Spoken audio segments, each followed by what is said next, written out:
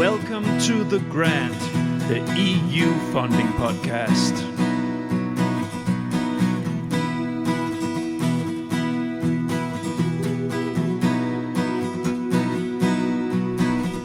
The Grant. My name is Niels Toller Winter, and I'm the creator, editor, and host of The Grant. The Grant is an independent podcast initiative with the ambition to dig into all corners of the EU R&D funding system on topics of interest for the full EU R&D funding community. First, if you are in Brussels on Friday the 26th of September, you're invited to drop by Place du Luxembourg for the second The Grant Brussels meetup. The first meetup in June was fantastic, so of course I'm doing this again. I will be there from 5 o'clock. Come for a drink and a chat with me and other The Grant listeners. Go to thegrant.eu for more information. This episode is part of my consultancy corner category.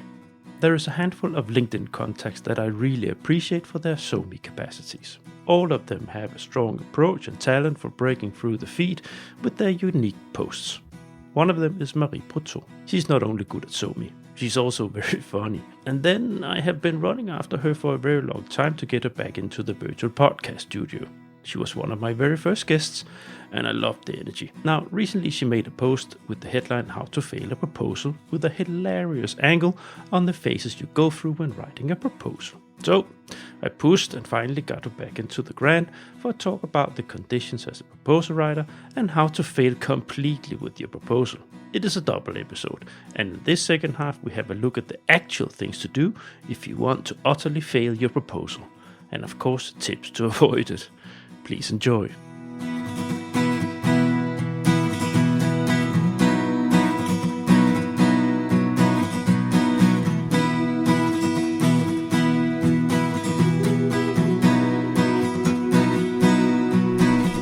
The Grant. No, Marie, we need to move on to the next block. If it's not supposed to be too long, it's very cozy. But let's move into the next block to actually talk about. So we're bridging from those are the conditions, because that's the square root of the how to fail perfectly at EU proposals, right? Yeah. That's the conditions of a proposal writer. So this is why we started with this. But no. So what are they? How do you fail perfectly at EU proposals? Yeah, this What did is you this is put what we there? talked a little bit about at the beginning of the podcast. You know, when we were starting to talk about the post, there are so many ways to fail with a European proposal. I had presented some in the LinkedIn post some classic ones, like also like, for example, the to not care about the template. How many times I see people, putting information not in the right place, whereas evaluators, they are really scholar. Like you are asked to evaluate 1.1, then you are going to evaluate 1.1. You're not going to try to find the information in 1.3, Elsewhere. whereas it should be in 1.1. So then, this kind of stuff where you should be careful to really put the information of each evaluation criteria in the right place. So those are like those common mistakes where you ignore the call text, or at least, and I've done that one actually, like you read the call text once, then with the coordinator, the team, and then you start writing, and then you forget to come back to the call text because you think you are all set and everything is perfect. And then, I don't know, after 1 month, 2 months of writing, you're like, okay, let's read back again, the call text, and then you're like, oh, what is that? What is that? I forgot about that. What is that? And then you're like, okay, shit, we forgot to put this and that. Ooh, we miss a partner that can do this.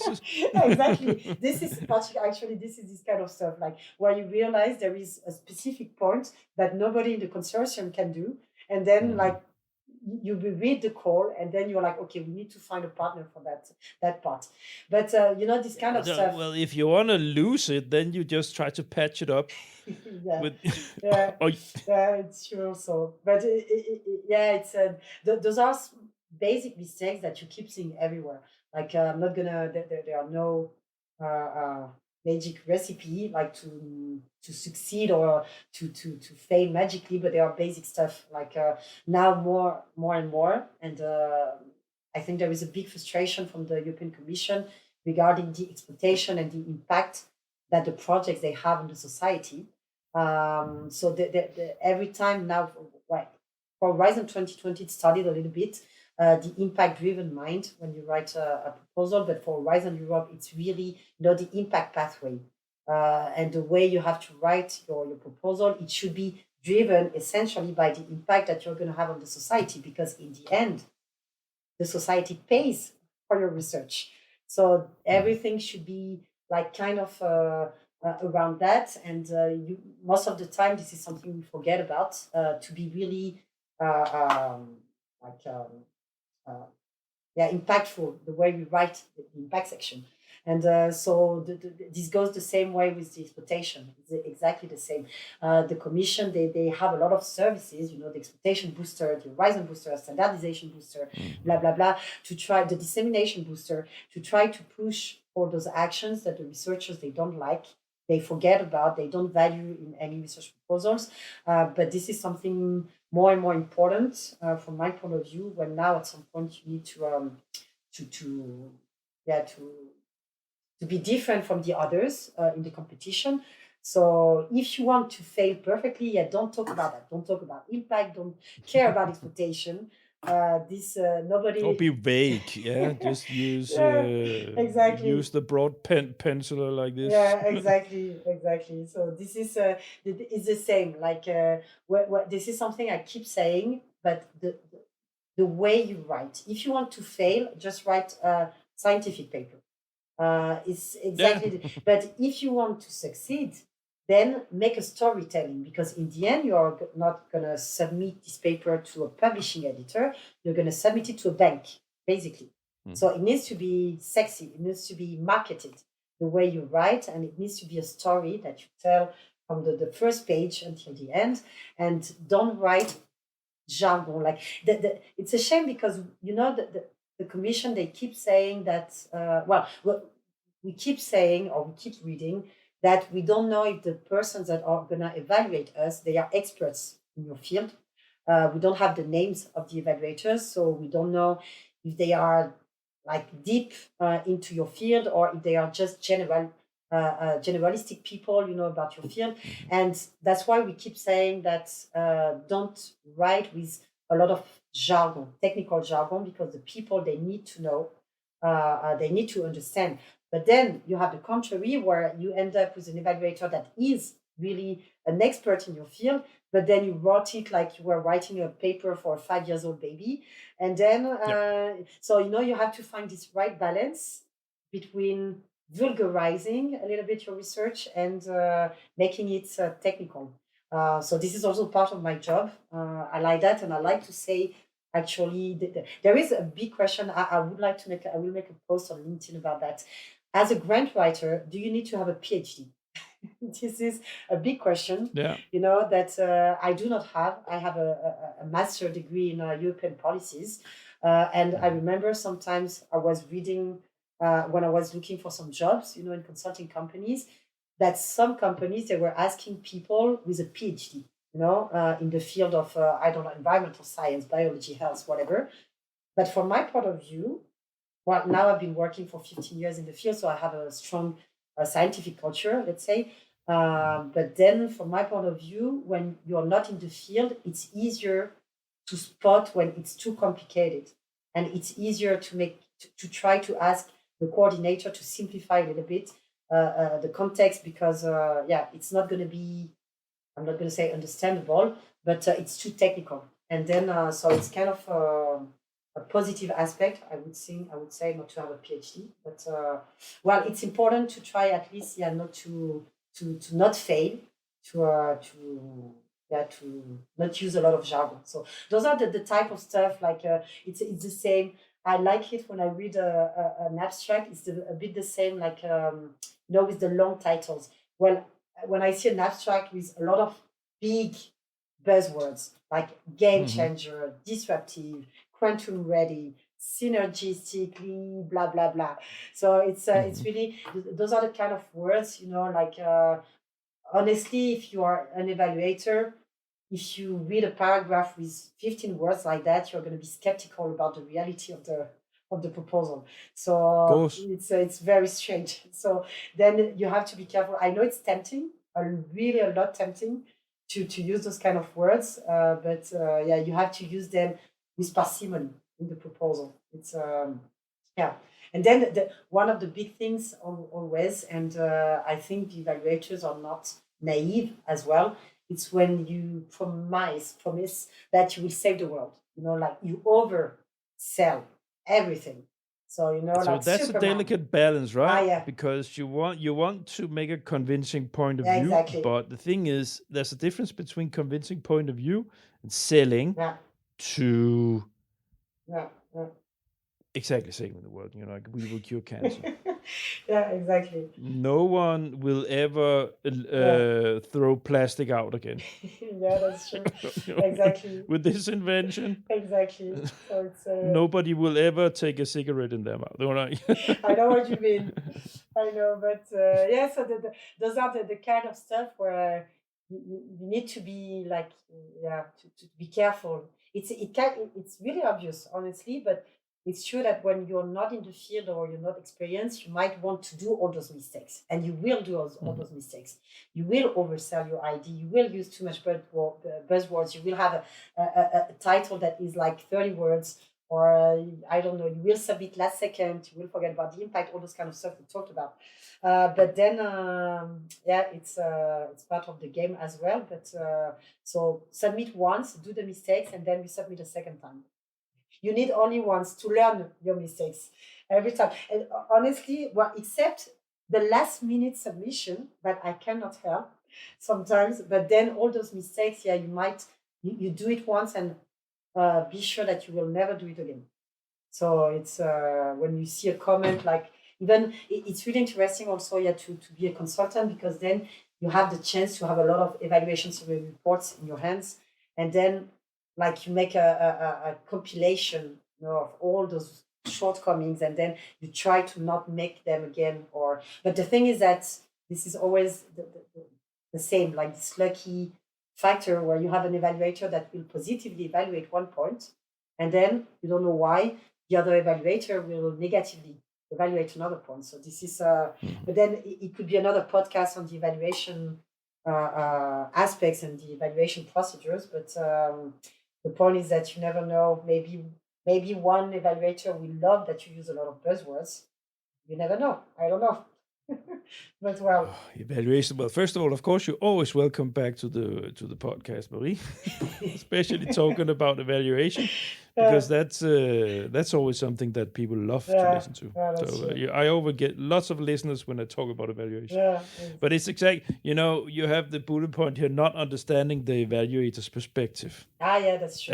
That's also a good way to use. That's true. I forgot about that. Yeah, it's true. You have to put to write for an evaluator, not for yourself.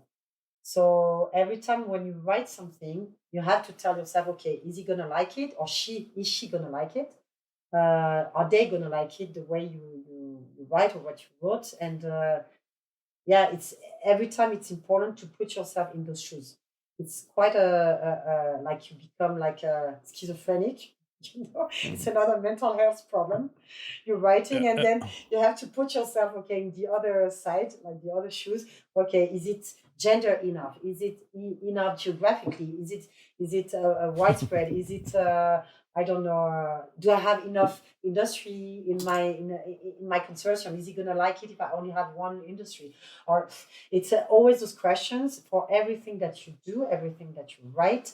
You have to think like from an evaluator's perspective. Although they are not going to read, honestly, all the proposals, all the 40 pages of your proposal, but then every sentence needs to be put in that perspective. It's but the thing is that you never know who you're going to have. So one it's the point. One common and they're very different, because I've been having evaluators throughout the years now in this podcast, and some of them, and I believe it when they say so, they say, I read everything. Oh, brilliant. Yeah, you have these evaluators that, and I guess that's also a matter of how fast you read. Exactly. Because if you're a fast reader, and if you're quick in perceiving technical stuff, then you can. Yeah. But it's many of them agree, because you were the first one in that had been evaluated.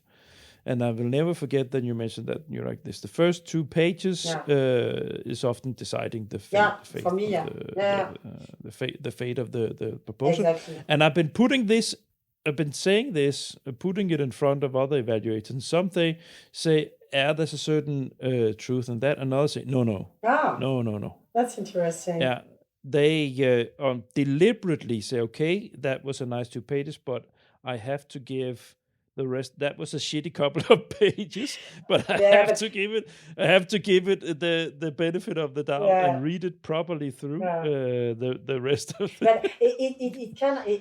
I fully agree that you're not going to say, okay, funded or not funded just on 2 pages, but it will create a bias, on the way you evaluate. So if the evaluation, if you made it sexy, your societal challenge that you want to solve, if you explained in a really nice way the first 2 pages with the objectives and everything is understandable, and you embark the evaluator in your story, then even if you have some small mistakes there and there in the rest of the proposal, it's going to be okay.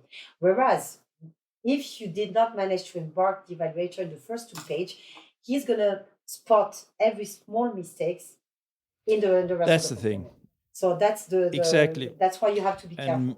From my point of view. And many of them have mentioned exactly this: that if you have a sympathy with the proposal from the beginning, then you are more likely, because this is human psychology. Then you're more likely to say, that's okay. I'm not going to. It's true. They'll be fine. They'll be fine. It's insignificant. It's fine. And if you have the other thing, I caught it. Look at the idiots. Look again. Then you support everything. It's almost it's tickling all the right places. See how they can. That's true. Exactly. That's true. It's going to be a pleasure to dump this one. But I think it's just human, and it's like a book you're reading. I don't know, you read the first 2 pages, 3 pages. Sometimes you're told, some people, they lend me some books and they say, the first pages were difficult, but once you are the 10th page, you are really like, wow, it's a great book. But sometimes after the 2 pages, you don't want to carry on the book, to read the book. So it's the same. It's you need to embark even with the abstract, like the first abstract, like you need although I'm not sure, it also sometimes that they read it, but it's an important point to think of that, the 2-3 pages, first 3 pages. But and it's very nice to hear that some evaluators, they read everything, because I keep saying to my clients that they don't, because they are not paid to actually. So because to read 40 pages properly, when I review like deeply a proposal, it takes me, I make a lot of comments and blah, blah, blah, but it takes me 2 days, to really read like paragraph per paragraph. Normally, maybe you would make it in 0.75 a day, to read a proposal when you are evaluating. I don't know, but they don't have the time, because then they also have to write the evaluation summary report. And this is whole a package. So then sometimes I'm not sure that they have the time to read all the small paragraphs. So everything that you put in tables are very important with visuals. Everything that you put in bold to attract the eyes of the evaluator is always welcome. So it's nice to know that some read everything. It's nice. But the last bullet you have here: bad partner management. You want to go all of them, all those bullet points. I thought it was I had provided, what was that on the partner management. But for me, it's not during the writing phase. It's okay. The bad partner management is going to be a problem during the implementation, from my point of view, because most of the time, and we have to be honest with that, the partners, they don't do that much with the writing. Most of the people that is going to write the proposal, this is a coordinator, and it's in for MSCADN, this is like 90% of the job is done by the coordinator, and the partners, they just have to provide the PhD topics. For a cluster project, most of the time, what's going to happen is that the people, they have to write their work package, fill the budget, and that's all. But it's not going to require a lot of big management. I mean, the coordinator, what you might not be happy if some partners, they don't reply or they're not engaged or involved, and then you're going to have to push them. But a lot of the work is going to be done by the coordinator and the consultant or the grant writer. So it's I wouldn't put that as a big issue. There are worse things to fail at a EU proposal than, I don't know, than managing your partners not in a good way, or if they don't reply, or I don't know. What you think of I that? think maybe this thing, if you don't manage to handle growing conflicts, or if you don't manage to send things to them Yeah, in due time, or if people start to get angry, yeah, if people start to get annoyed with you, yeah, then they're not going to be very, very easy to work yeah. with, and then the proposal is not going to. It's not, No, that's true. they're not going to It's be true. very helpful It's or walk that extra mile It's when you true. need it. It's true. I agree with that. But I mean, it's not a big job of the work, like to manage your partner, because it's like you have to send 3 emails, like to ask for the administrative info, to ask for the work package description, to ask for the budget table, and then you have in between, and this is a must. You have weekly meetings, and Because they don't reply to this. yeah, that's So another point. it's not just it's not just 3 emails. Yeah, that's true. That's another problem. But then if they don't reply, I agree that, but it's not your fault as a manager. It's the fault of the partners, and then of course you have to remind them to make meetings, and that's why the weekly meetings or bi-weekly meetings are a must, are very important. But then it's not really like during the implementation of the project. Yeah, it's yeah. I agree that there is a bit of that, but it's easy. Yeah, it's I don't know. It doesn't.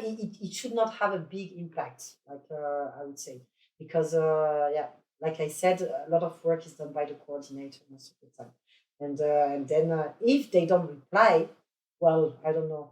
You don't. This is sometimes this happens when they don't reply. We tell them, okay, we put whatever we want, and then you cannot complain if you're not happy with what was written for yourself. Like if we say that you're gonna provide 10 trainings or 10 webinars on that, and if you're not happy with that, then you did not reply, so it's your fault. It's then at some point you just have to be really pragmatic with the situation, and not be angry or not. So you just tell them, like, you don't reply, you're still going to be in the proposal, but we write what we want to write, and then you're going to have to make the job once it's funded. So it's the common approach of proposal writers, yeah, public and private alike. Yeah.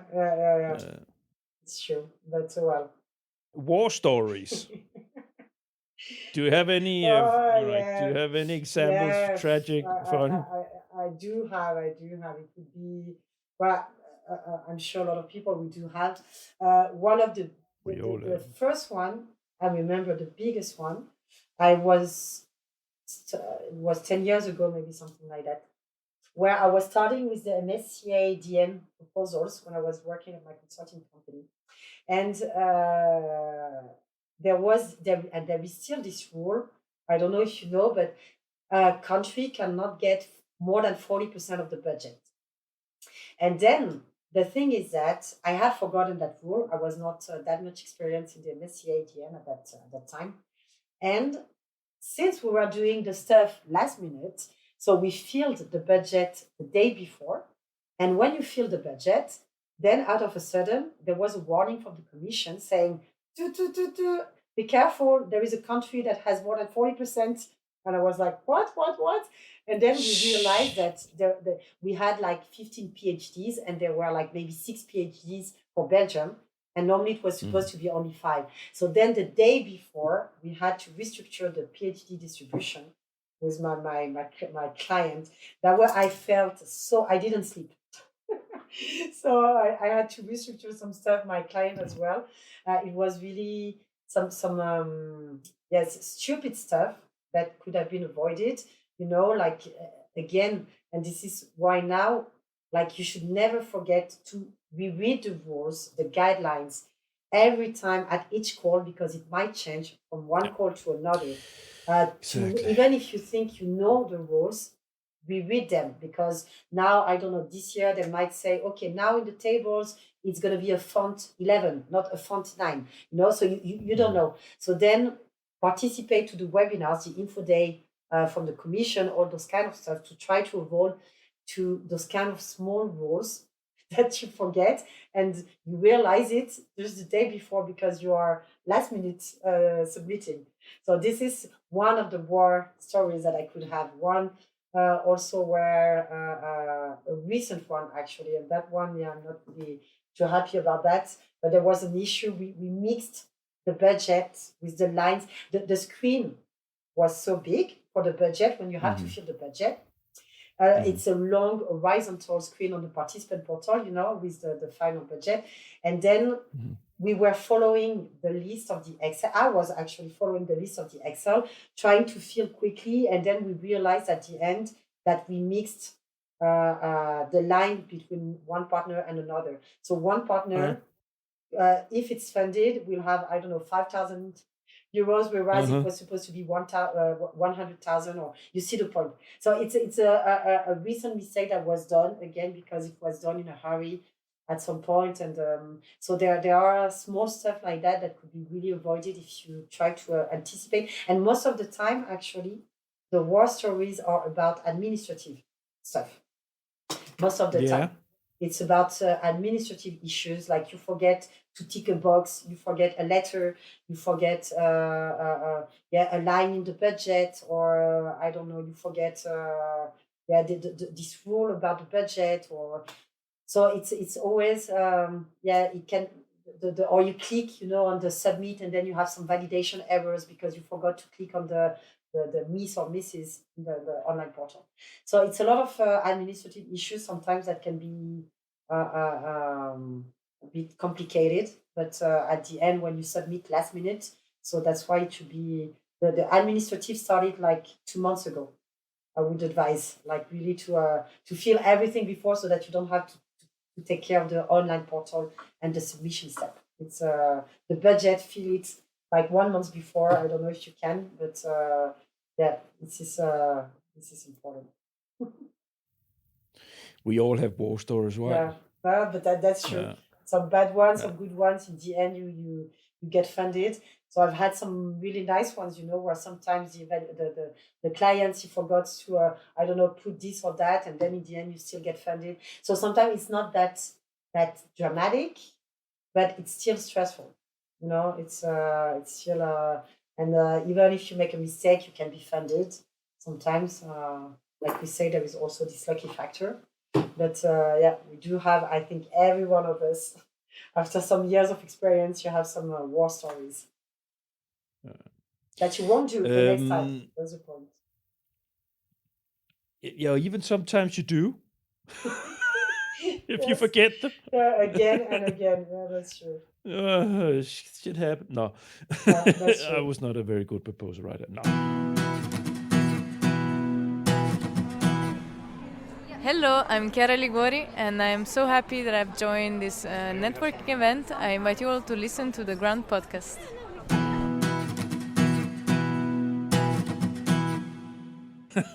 Let's move into the next block here. So how not to fail. So some practical tips. So tips. Some tips. So this is the 1 million question. I think that I got that question since I first started working in EU proposals. Like everyone, you have your clients asking, okay, what should I do to not fail? What should I do to succeed? It's really complicated to say something about that, because like you have the classical stuff that you can find on Google. If you type how to write an EU proposals, like you will find the like we talked a little bit before, and like the mistakes not to do, like to have a clear narrative, storytelling, blah blah blah, all those kind of stuff. But nowadays, I have the impression that the proposals, they are reaching a really high quality. So if you are accompanied by a consultant, normally, like, none of those mistakes should be done, because the consultant will be there, to tell you, okay, not to do this and that. So then a lot of proposals, and we've seen that actually in the recent results. It's been crazy. I've seen some proposals that got 15 out of 15, and they still were not funded by the Yeah, commission. So it's becoming crazy and crazy. And the proposals, they have this kind of high quality now. If you follow all the basic rules, what works in writing EU proposals, impact driven, industry oriented, gender balance, blah, blah, blah, all this kind of stuff that we all know. I'm not going to talk about that because I'm not sure it's relevant, and you can find a lot of information online. But what is relevant from my point of view is to understand that now you have to go over, you have to provide more than what is asked, because all the proposals are reaching a high level of quality. And then what will make the difference is the original differences, the marginal differences. Like, I don't know, if you have an original communication plan, if you have, I don't know, a strong expectation, or if you have, like, I love all the stuff about interdisciplinary aspects, which is something that is really forgotten by researchers. But the social science, citizen science, all those kind of stuff that can make the small differences, I think it can change a little bit the game. Because when at some point you reach 96 out of 100, I'm thinking like with the MSCA, but for a cluster proposal, it's going to be out of 15. But when you reach 14 out of 15, and then the evaluators, he has two same proposals with the same quality, same content, because the scientific aspects are really cool, then what makes the difference? It's going to be, the small stuff there and there. And this is where you should try to make the difference. And this is where you could be successful. How to not fail is to be original now in some content where everyone will have the same content. So it's some I stuff like think that. also, so yeah, creativity, yes. I think maybe also creativity. having over, so if you is something, if it's a profession you stay in over time, then you start to know which clients you work very well together with. That's true. So that you know that when you step into a proposal with this group of 2 or 3 partners, you know that the collaboration is good. You start to become a team. You're not working for the same organization. You start to become a team and know each other's strengths and weaknesses in the writing process and so on. That's definitely something that is going to help. No, that's for sure. That's true. That's why you remember at the beginning of the podcast, I was telling you have a big excitement when you sign a collaboration contract with a new client, but it's like a surprise. So you don't know if it's going to be good, or you don't know if it's going to be bad, the collaboration, and if you're going to struggle really with the writing process. So it's really, at some point, it's a pleasure, to write indeed with people who have experience as well with writing EU proposal, because they also listen to you. That's another point, and that it was one of your bullet points.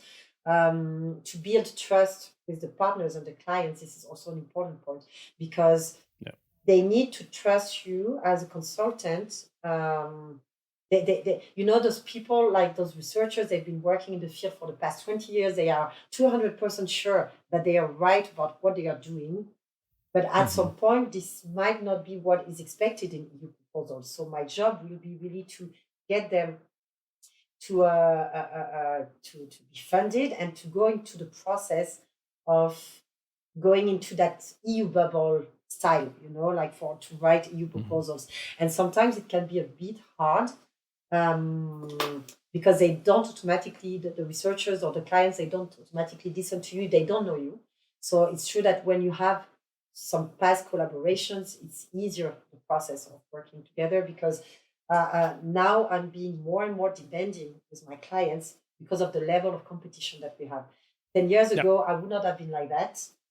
Maybe I would have been more relaxed with some points, but now I'm being more demanding. It's interesting because this afternoon I had a meeting with a client for the CATN, and I was pushing him to include social science into the PhD, the 15 PhDs. And then he said, yeah, but it's not obligatory.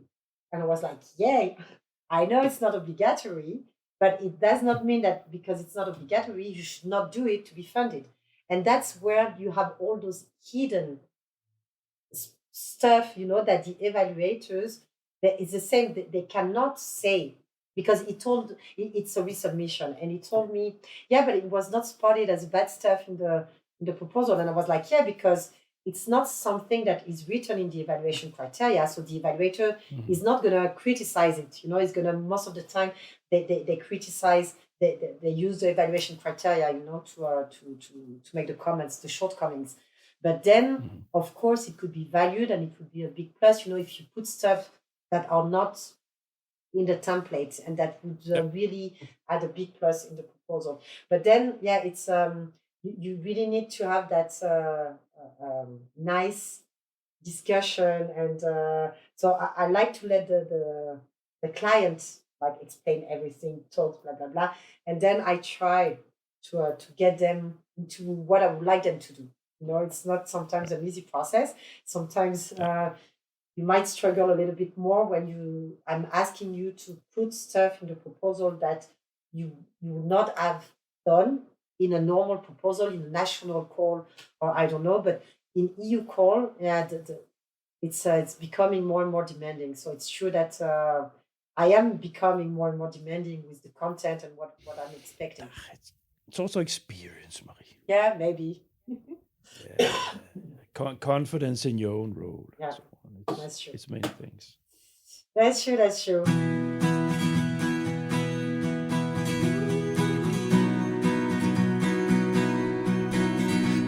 Grand. No, Marie, time is flying, and we're moving towards the end. Yeah. It's been absolutely fantastic. Now, before we shut it down, the toughest challenge. The toughest challenge. And I put the toughest challenge in not failing. Yeah. The toughest challenge in not failing. What did it mean? The toughest challenge in not failing? Yeah, there's a double negative. So it's the biggest challenge in writing a winner. Yeah. But it's not a very good question. Right? No. It's. But I had when preparing the podcast, I told myself, okay, what would it be? This one for me is really to keep the people motivated, but so that's why sometimes it's easy, and that's why I was saying it's different when you start 6 months ago or 1 month ago, because when you start, it's not what you should do, of course, but when you start 1 month ago, then you are motivated during 30 days. When you put a timeline, a ritual planning on a long time, then you lose the motivation of the people because they have other commitments and stuff like that. And then, so it's one big, let's say, challenge. And reassure, my job, as a consultant, when it's very important, because I need to reassure the people that, and I think I talked about that a little bit before, it's kind of hard, and it's always something that I keep saying, we will manage, we will do it, we will. So to reassure the researchers, because sometimes if they are newbies, they don't know, they think they're going to fail and blah, blah, blah. So it's one of my job to also reassure the people and to let them know that, yeah, we will succeed, maybe not be funded, I don't know, straight, maybe we're going to have to resubmit, I don't know, it depends, but at least the submission will be as we would like it to be, then, so it's, it's, and yeah, so this is one step to keep people motivated. It's it can be tough sometimes, or to get the people to get them well all together, to put egos apart, this famous ego style. And then this people management. Yeah, exactly. It's still a team working together. So it's important, but Yeah. and It's a team working together without having a manager with the hard call that you'll be fired if you don't do your job, right? yeah, exactly. Uh, Yeah, that's true. So you're a manager with the you're a dickless manager. Yeah, exactly. That's true. That's true. Yeah, and then no, it's yeah, it's a hard question to define, to identify the toughest challenge, because for me everything is at the same level. It's like a puzzle, and if you miss one piece, it's not working. So, and all, well, it's true at some point, and this is something I told myself as well. You have to prioritize at the end when you are in the final 2 weeks. And I don't know, you absolutely wanted some visuals or a table, but then your work package 7 is still not written. So you have to prioritize, like, okay, you have only 2 weeks left. So you have to know what is the most important thing to be in the proposal. If you think you're not going to be on time to make like your visual, to make this map with all the partners or all those kind of let's say visual things, then you need to prioritize at the end of the final sprint. And this is something sometimes that might be hard to do for the researcher. So that's also where I step in to tell him, okay, I know you absolutely wanted this map on the first page, or you absolutely wanted a nice logo, but then, okay, it's okay if we don't have it. So I want you to finish the state-of-the-art section, please. So it's, it's like you have to prioritize, and this is also a bit of my job. It's a bit challenging to tell them, okay, I want you to do that rather than that and stuff like that. But yeah, but then I don't see a big challenge. They are all for me small challenges everywhere, and which makes the big challenge of being funded with EU funds. Yeah. So on that note, Yeah. we'll end the conversation. Yeah, exactly. I'm just going to land the plane before we say goodbye. So, dear listeners, thank you so much for listening to the end. I hope you enjoyed this wonderful conversation. If you like this, and if you're a newbie, then you have a great treat for you. So go to thegrand.eu. You have 180 episodes at this time. Congratulations! So much content in there. And I learned from my meetup in Brussels in June that many of my even listeners that have been listening for a long time, they don't visit my platform. But there's so much content in there. So please go and check it out. Thegrand.eu. There's so much because you go to the podcast universe. You have the link on the front page. Go to the podcast universe and you have buttons, categories that fits exactly you. If you're a coordinator, there's a button. If you write proposal, there's a button, and so on and so forth. Check it out because definitely there's got to be a revelation for you in there. Yeah, I fully agree. And while you do that, you go to the bottom of one of the pages and you'll find the subscription form for my email email list. So please subscribe to that. This is how you support a humble independent podcaster like myself. Yeah. So thanks in advance for that. And finally, connect with me on LinkedIn. Connect with go in on LinkedIn, Niels Tudor Winter, and go and like the grant page. And then you'll get a nice flow of EU funding news, of the things I like, of the things I push forward. And it's also where I push for my the marketing for my episodes. So you get a nice flow of. Not only that, you'll also be connected to a huge network of EU funding professionals. Yeah, true. Congratulations for that, Niels. Big job. Very interesting. Sure. Honestly, yeah. Marie, it's been absolutely fantastic to reconnecting with you again, to have you on board. So we will record again. We always manage to find such nice topics to talk about. So that's a promise to you out there. If you love the energy in this virtual podcast studio, that's going to come back to you at one point in time. Yeah. Now, thank you. Marie, let's say goodbye to the dear listeners. Bye. Bye. Ciao. Thanks for listening to this episode of The Grant. All the Grant episodes have their own site on the Grant website. You will find the link to this episode where you listen to your podcast. On the site for this episode, you'll find a link to Marie's LinkedIn site and a link to her company. Further, you'll find a link to my timeline series with a step-by-step guide to proposal writing. Next week, it's Shorts Week. I continue my path together with Stephanie Hafenstiller, sharing how to build up a research management strategy. This time, we look at internal trainings and building capacities in the team. I look forward to that.